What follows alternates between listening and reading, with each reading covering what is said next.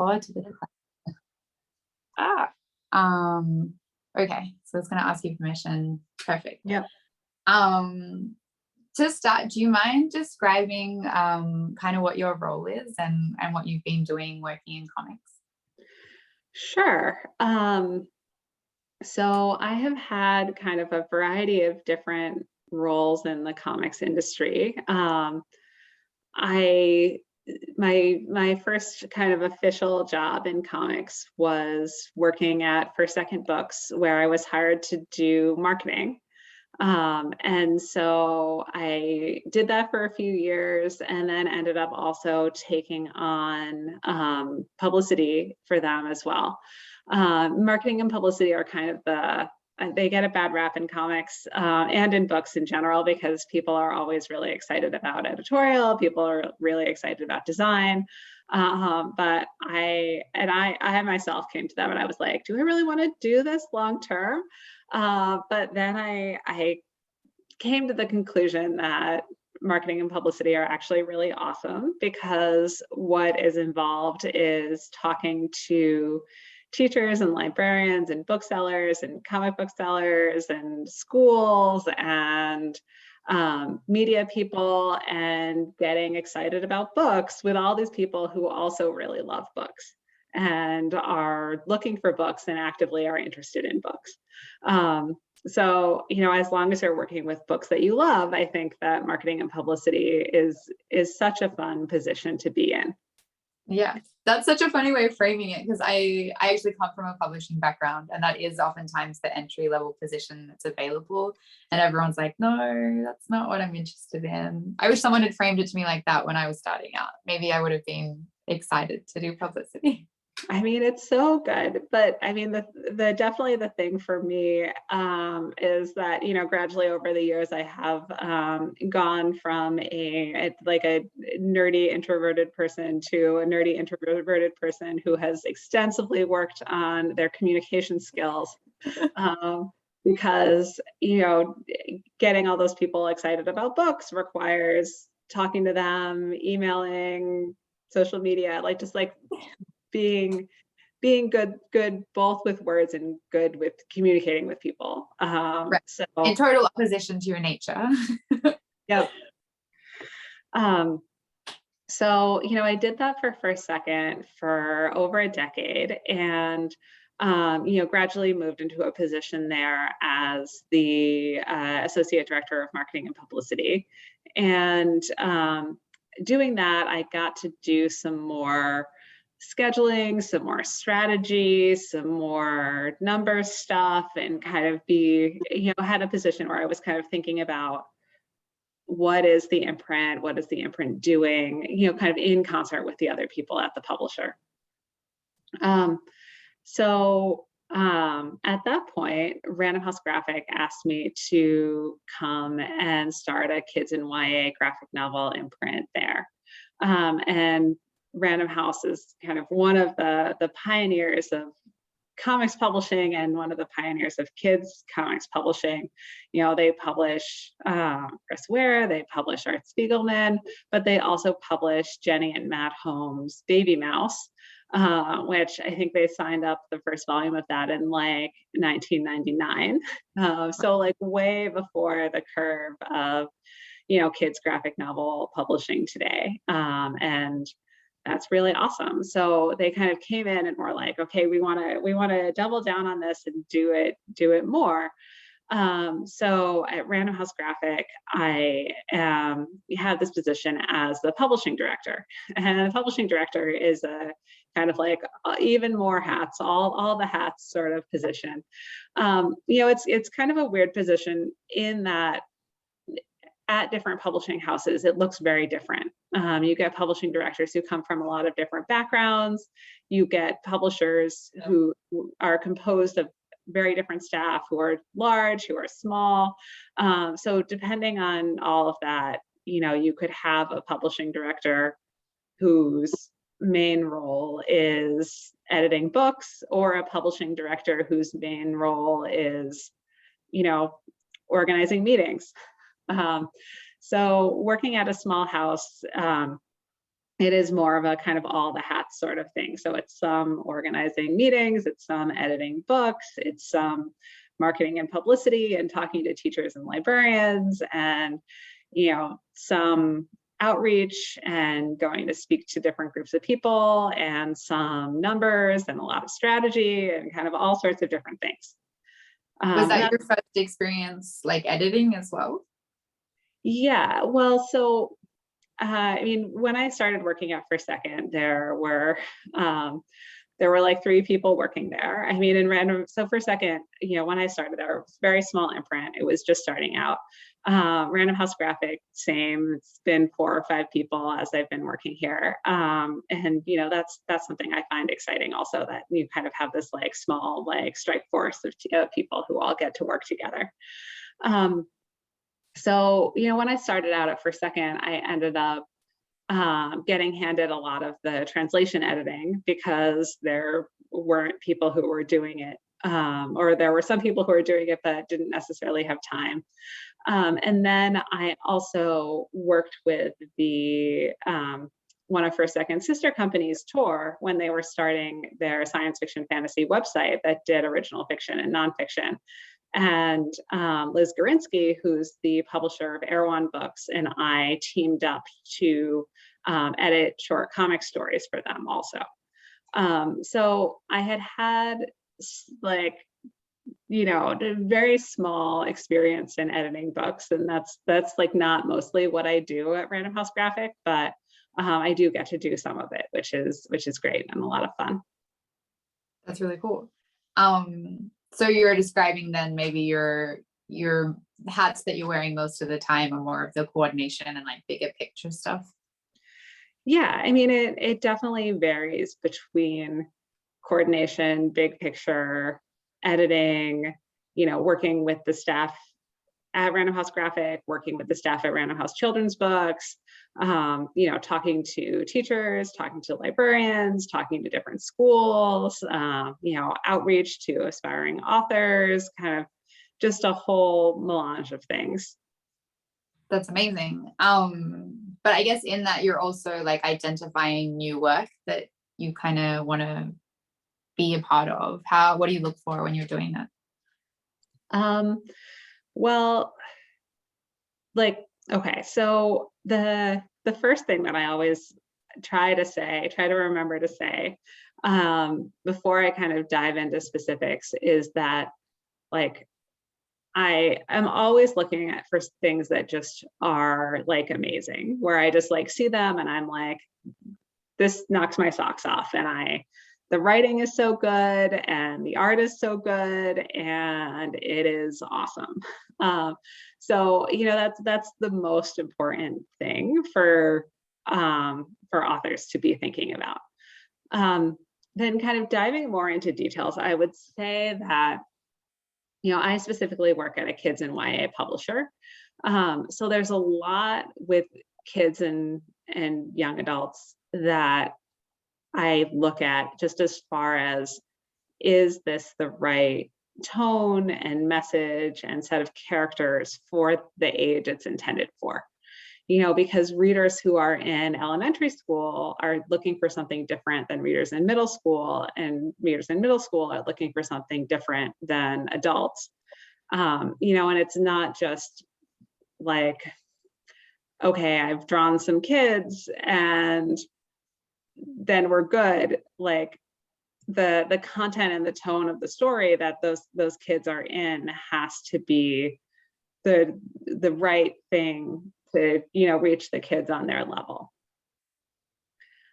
This is kind of the flaw of the all ages publishing model, where it's just kind of like, well, you make something and there's no swears in it and it will be fine, because that just doesn't work if you're like, I'm specifically trying to appeal to middle schoolers. Like, you want a story that, if you're appealing to middle schoolers, you want a story that has middle schoolers in it. You want to be dealing with the things that kids those age are actually dealing with, and so that's just important to be thinking about. That makes total sense. I think that's definitely like the first thing we always say to students is like, not just that your work is like considering its audience, but also the publisher you're reaching out to is the right person to like champion that work as well, which I feel like they kind of go hand in hand. Yeah, Yeah, definitely. So today you were kind of doing portfolio reviews or like reviewing people's work. Do you have any tips or suggestions for like students in how they should present their work, or just in terms of compiling their work together for it to be viewed by, say, an editor or an agent or something like that?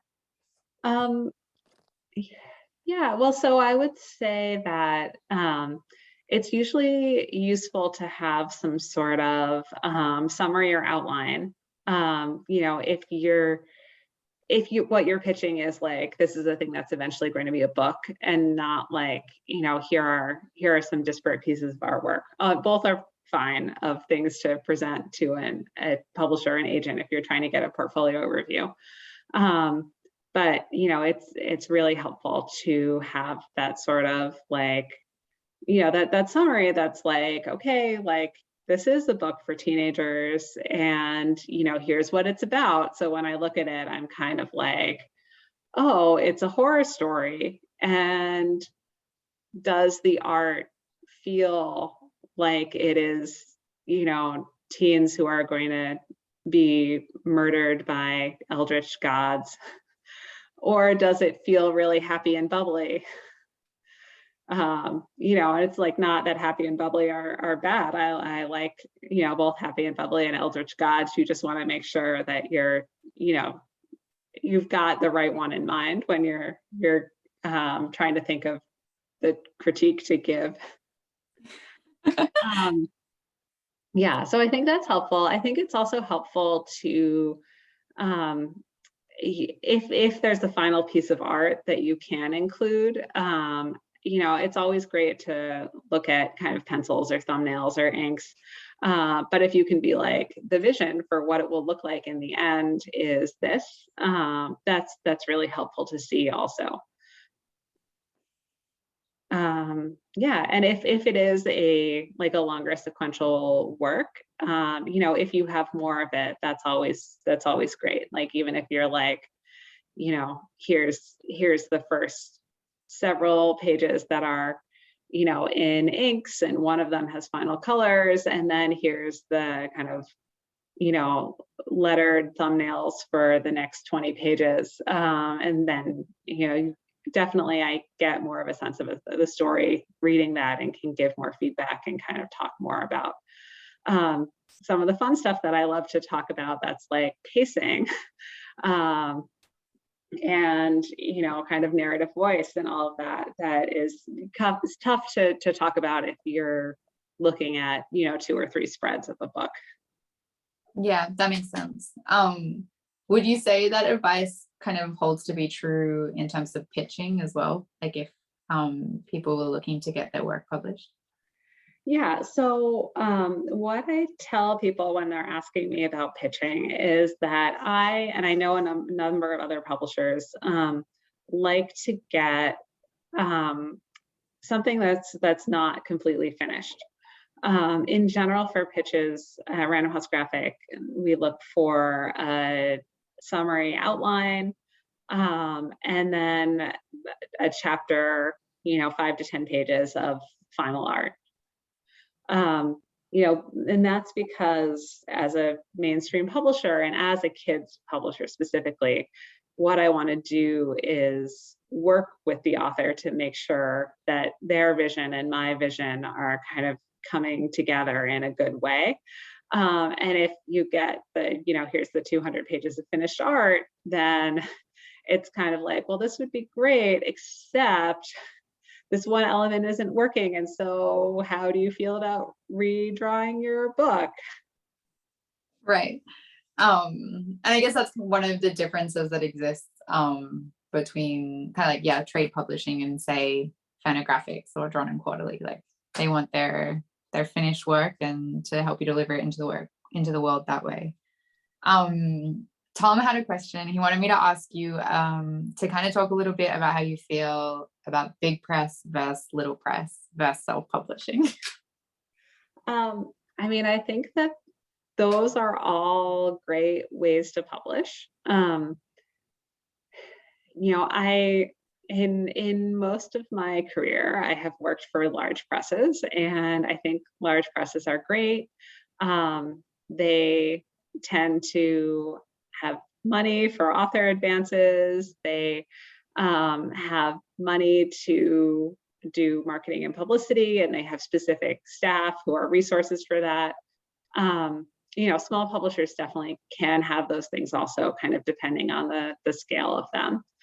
I think that the thing that you get when you go to a large publisher is that they have an infrastructure, and they especially have a distribution infrastructure, and they have sales reps, and they have, you put your book with them, and then there's kind of like a whole system that works to get your book out there.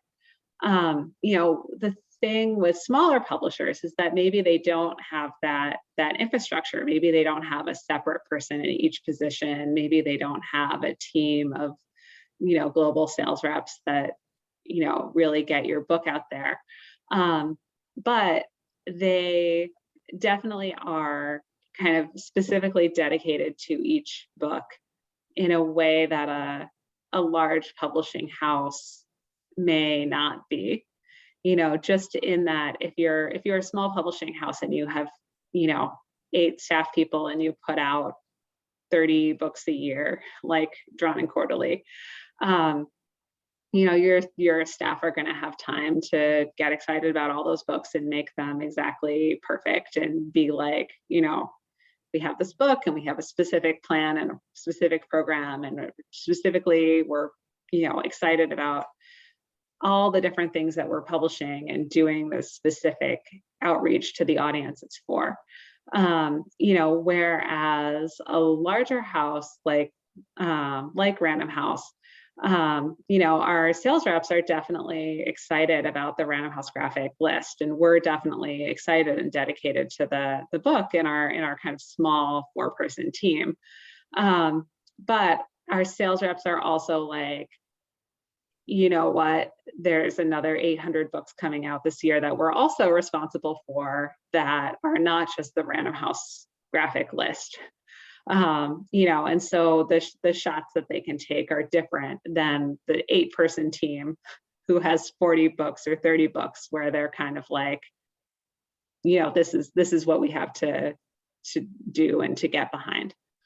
As far as self-publishing, self-publishing is great also. I know a lot of people who do it, or do it in some sort of format. It depends. I mean, the thing that you get either in small press publishing or in large press publishing is like people to work with. So in self-publishing, you don't have that, or you have to kind of hire those people. So that can be complicated, or financially complicated if you do want that help. But Kickstarter is now existing, and it's really changing the landscape of self-publishing in a way where people are able to do it financially and really, make a specialized product that is going to appeal to a specific group of people who they, have connections with or can reach. And that's great. It means there can be more kinds of different books that can be well supported financially for authors than just the things that big publishers or small publishers can get behind, looking at the kind of broad demographics that they're hoping to reach. Yeah, that makes total sense. I thank you so much for answering these questions. I feel like it's like really helpful to get insight from someone who's actually working in the behind the scenes. We have one question that we always ask, or a version of this question we always ask when we get like some kind of comics professional in. And that is like, what is your like dream project? Like you could dust your hands off and be like, okay, I'm done. I've done the best thing I possibly can. A dream project. I mean, definitely getting to start this imprint has been a dream in and of itself. Just like being in that position, getting to support authors, like, that's amazing. I'm trying to, I mean, I have definitely have the dream that like adult graphic novels are going to catch up with where kids are, and that there's going to be more graphic novels for me, made specifically for me as the reader, as well as for 8 and 12-year-olds. Yeah, I mean, I guess I don't know. I I feel like there's so many different dreams, but I also am kind of like, wouldn't it be nice to have a fully funded artist colony and just be able to give cartoonists the space and resources to be funded to come and create their books without having to worry about lots of other responsibilities. Yeah, we have that dream too. Maybe we can like make it happen. I know I said that was going to be the last question, but your answer, or part of your answer, got me curious. What kind of comics do you like reading? Well, I mean, I do like kids and YA graphic novels a lot, and I think they're great. Other than that, I mean, I read more graphic novels than I read like pamphlet comics or comic strips or anything like that. And more that are graphic novels than trade paperbacks. But I mean, I think comics are such a good format across the board. So, I read some science fiction and fantasy, I read some literary stuff, I read some manga, just kind of all across the board. Amazing. I'm going to stop the recording here. How do I do that? It's on this screen. If it's going to let me. No, what's happening? Okay.